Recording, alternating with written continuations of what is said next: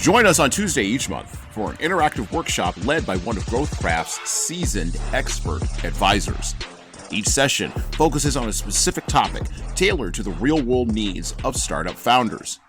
From landing your first customer to navigating the journey from lab to launch, these workshops are packed with actionable strategies and deep insights drawn directly from the presenting advisor's area of expertise. Join our expert workshop series today by signing up for GrowthCraft membership at growthcraft.org/membership. We look forward to seeing you there.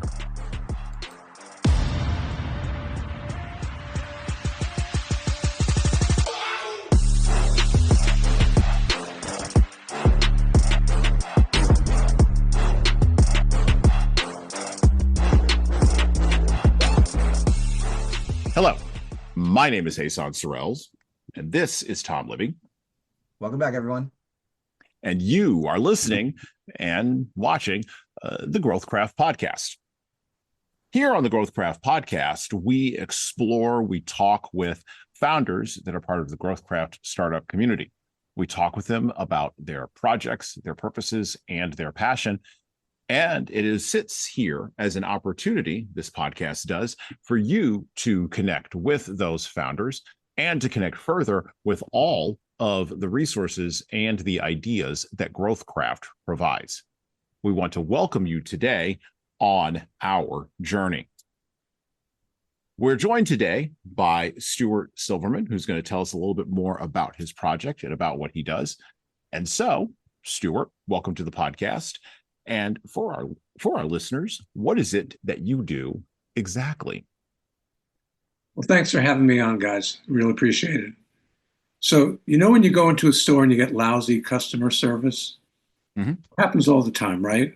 Well, we believe that a big part of the problem is the people who are there to help you, the store associates, they are not being measured for how well they satisfy their customers. They may be measured on how much they sell, but they could be doing a poor job of selling and you're buying it anyway. We are measuring how well they deliver great customer experiences. Interesting. So what was the catalyst for this, Stuart? Like what made you sit there and think, I was just in Dick's Sporting Goods and the guy that helped me really didn't help me, and I have no way of telling people that he didn't help me, so I'm gonna go create something. Like what was going through your mind when you decided to that this was going to be your passion? Well, I've always worked on the tech side of retail. And so and I've always enjoyed going out and shopping in stores. But when all of a sudden we were seeing that Amazon came onto the market and they're selling, and people are thinking, oh, well, Amazon is going to put all the brick and mortar retailers out of business. And as people were saying that, and a number of us were saying, no, the shopping experience is still valid. People want to touch and try it, and does it fit? Does the color work? They still want to do all that stuff. And so we started saying, well, there's value in that shopping experience in the store. How can we make it more exciting? How can we make it more of an interesting thing to do?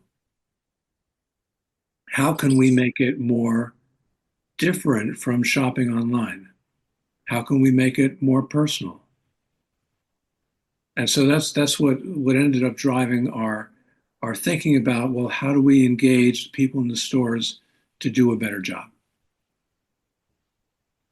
So when I think about customer service, Stuart, when I think about, to your point, the customers in this, or not the customer, sorry, the store doing a better job for me as a customer, right? Yes. I think of my last customer service experience, right? And so I went into a store that shall remain nameless. I'm not going to name the store on the show today. And my wife and I were looking for some very specific items. It doesn't really matter what the items were. Yep. And we walked into the store. We found our own items, which is fine. We found what we wanted, right? Because my wife had a very specific idea of what she wanted. We were able to find it. It was great. We then walked up to the checkout counter, right? And at the checkout counter, were these self-scanning kiosks, right? And there were 3 self-scanning kiosks where previous, when we had gone to that store, probably a year ago it had been, those kiosks were not there, and it was human beings who were actually there in that experience. And of course, being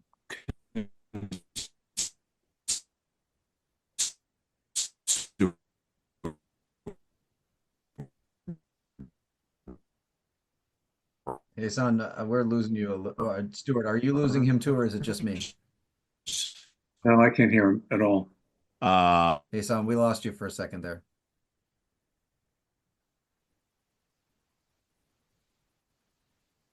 There it is. I'm back. My internet just went completely. Okay, let me go back to the story. Let me rewind. We'll edit this part. We'll edit this part out. Let me rewind it. We'll edit this part out, but let me rewind. So we went to the kiosk. My wife had a challenge. One of the kiosks didn't work appropriately, and one of the people who was standing around eventually saw the red light and came by and helped us, right? And walking out of that store, the reason why I'm telling you this is because walking out of that store, one of the things I said to my wife was that the retail experience has been pretty much the same ever since Bloomingdale's, or Macy's, actually Macy's, started the retail experience back in the late, 19th century. And now we're at a spot where the retail experience resembles very much a warehouse where I just go in and there happen to be people walking around. How is what you're doing going to help someone like myself and my wife when we go into a place that increasingly feels more like a warehouse experience, where we could just be at home and just do the same thing? How is your solution fixing that problem? By the way, which seems to have exacerbated in a post-COVID environment. Yes. Now, it really depends upon the kind of stores that you go in today.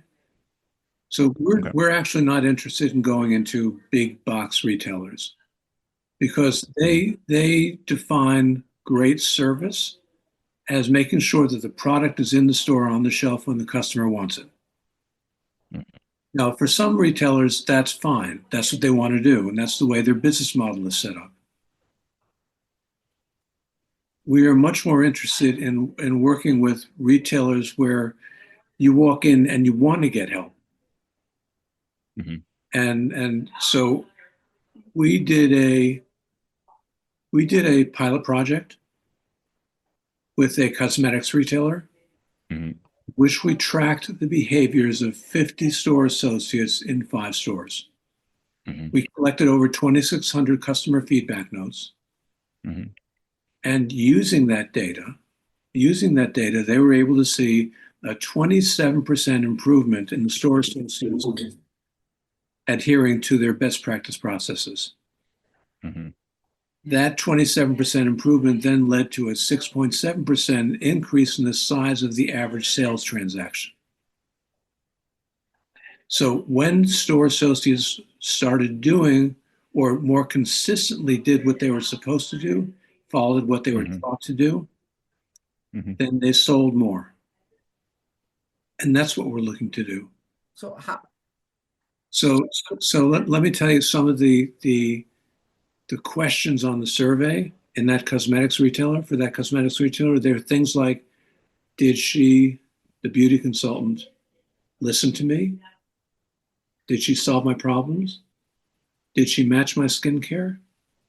Did she match my foundation? Did she talk to me about skincare? Did she offer me a sample? So these are all processes, sales processes, that retailer believes will drive sales and repeat customers. How is this? Okay. How is this And we different saw than that. just having like a customer survey? Like, so I'm at that same retailer. I get my receipt. There's a QR code on my receipt. I can scan it and then fill out a customer survey online.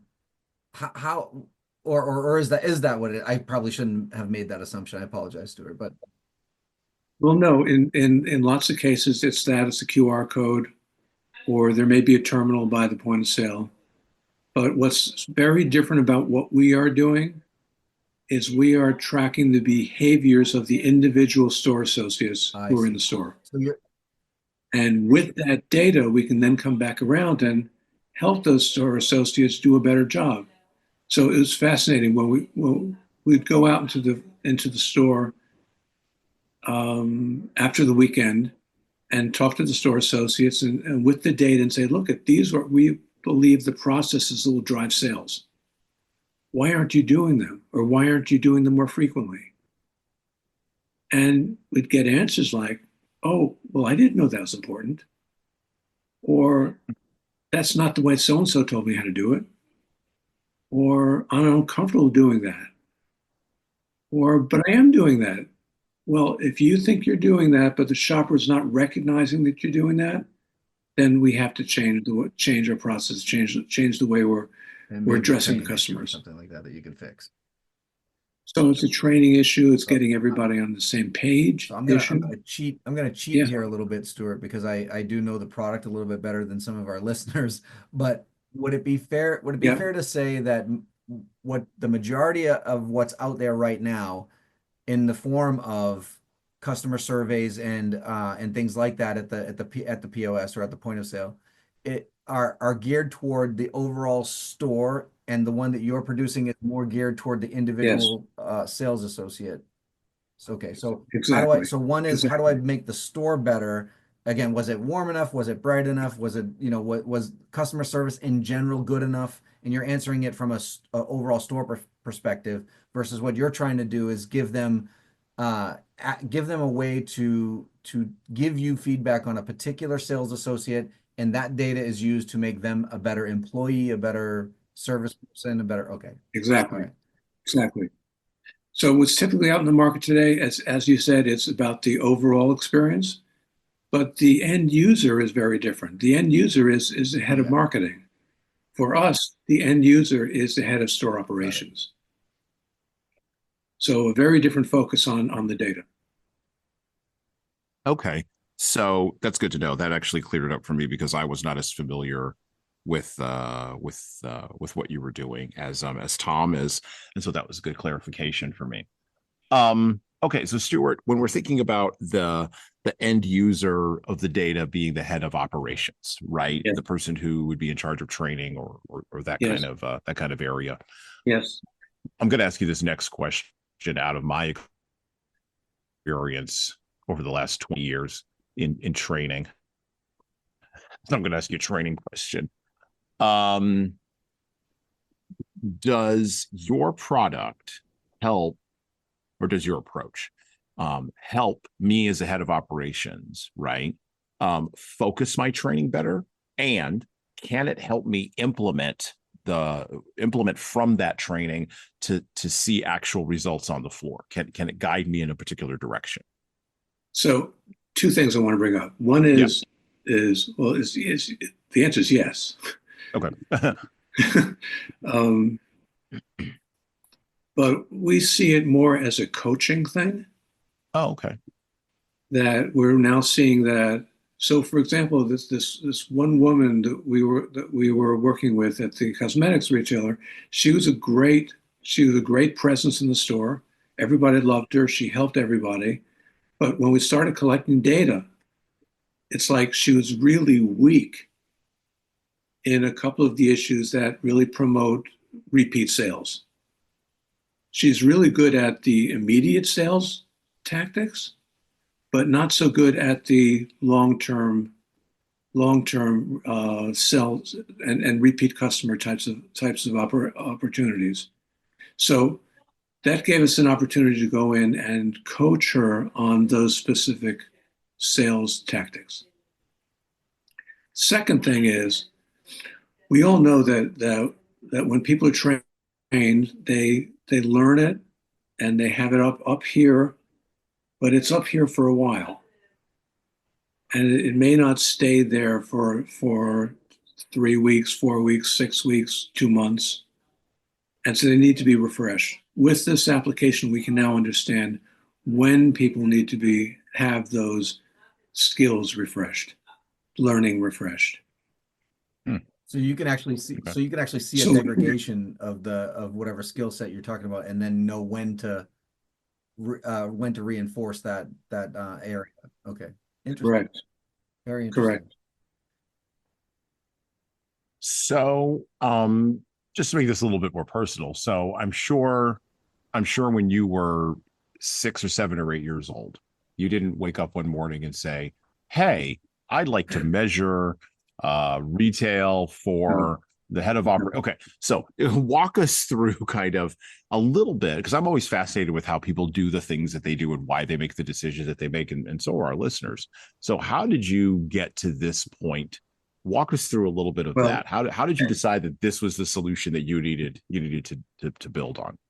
well, so at 6 years old and 10 years old, I remember sitting in the living room on the weekend with my dad. And my dad was a VP of warehousing and transportation for a large grocery chain. And he'd be going through his industry rags, industry publications, Mm-hmm. and he'd be in his big, leaning back in his big chair and reading these supermarket news and all those kind of things. And he'd read through it and throw it on the floor. And I'd be there and then picking them up off the floor and flipping through the pages of what's going on in the grocery industry. Mm-hmm. So I wasn't going to go to retail. I knew I wasn't going to go into retail. I got a degree in architecture, got a master's degree in architecture, learned all about design. But when I got out of school, there was no building going on. It was one of those times when the market had Mm-hmm. crashed. The only places where they were building was in the Middle East, and I wasn't going to go work in the Middle East. And so my dad said, Stuart, he said, if you're looking for something, I'm working with a pretty interesting young company. Today we'd call it a startup. Mm-hmm. I'm working with this pretty interesting young company who's tracking where product is in the warehouse, the big grocery warehouse, the big 500,000 million square foot grocery distribution center. He said, I don't have to go and tell my forklift operators to go look for that pallet of Pampers because the computer knows where it is and the computer will do the walking. He said, if you're interested in an opportunity, because you're not going to go find building opportunities, give this a shot. It's pretty interesting. We're at the start of something new, applying applications to the retail business. And so that's what I did. I went to work with this company. I remember that I, not knowing what you don't know, Mm-hmm. being a young kid, not knowing what you don't know, but knowing that you can figure it out. I ended up designing the algorithms. Today we call them algorithms. Then we didn't at all. But I designed the algorithms to optimize space and labor savings in these big, huge distribution centers. And then went around the world implementing these applications, implementing these in distribution So you centers were around the still an world. architect, just not of buildings. You were an architect of computer programs. Exactly. So what I learned, the design theories and processes that I learned in architecture school really fit when you start thinking about coding and what constitutes an elegant design in code. And so I started coding. So let's spin this back around to why we're here today on the podcast here, Stuart, and talk a little bit about GrowthCraft and how, like, so can you tell us how is GrowthCraft for you? Has it been a good, like, what do you like about it? Has it been helpful for you along your journey so far? And any other thing, anything else? And by the way, if you say anything bad about it, we're just gonna edit it out. No, I'm kidding. We're not Yeah, gonna yeah, go yeah. We're into just gonna cut all that that. No, out. but all serious, can you talk a little bit about your experience with GrowthCraft and what some of the, if Sure. anything, it has helped in your journey here? So running a startup is a difficult thing to do. Um, it's lonely. You have to figure everything out on your own. And with GrowthCraft, I've been able to tap into the experts who are there, who are interested in helping us. So I've gotten great advice from you, Tom, on the sales process. Gotten great advice on legal issues that I've encountered. Gotten great advice on strategy, on how we bring this stuff to market. So that access to the experts that you have brought together has been very helpful for me.